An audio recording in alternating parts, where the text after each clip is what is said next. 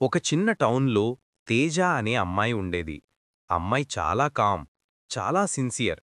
క్లాస్లో ఎప్పుడూ శ్రద్ధగా చదివేది.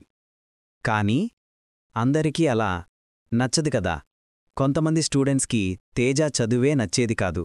మేడం, తేజ హెల్ప్ చేయదు, సార్ గ్రూప్లో పని చేయట్లేదు అంటూ టీచర్స్ దగ్గర అబద్ధాలు చెప్పారు.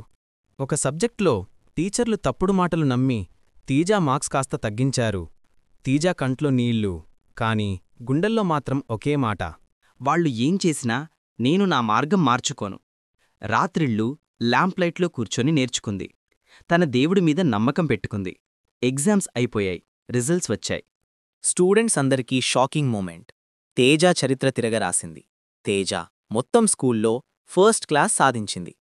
టీచర్స్ క్లాస్రూంలో అందరికీ ముందు తేజాను అభినందించారు.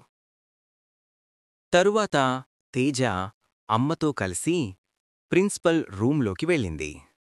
ప్రిన్సిపల్ తేజ వైపు చూస్తూ అన్నారు, హార్డ్వర్క్ని ఎవరూ వృధా చెయ్యలేరు. Honesty and effort always shine. Teja చిరునవ్వు వేసింది. అమ్మ గర్వంగా ఆమె చేతిని పట్టుకుంది. తేజ తర్వాత రోజు ఉదయం లేచి చర్చికి వెళ్ళి ప్రార్థన చేసింది. దేవుడికి కృతజ్ఞతలు చెప్పింది. ఇలాంటి స్టోరీస్ కోసం మన ఛానల్ని సబ్స్క్రైబ్ చేయండి.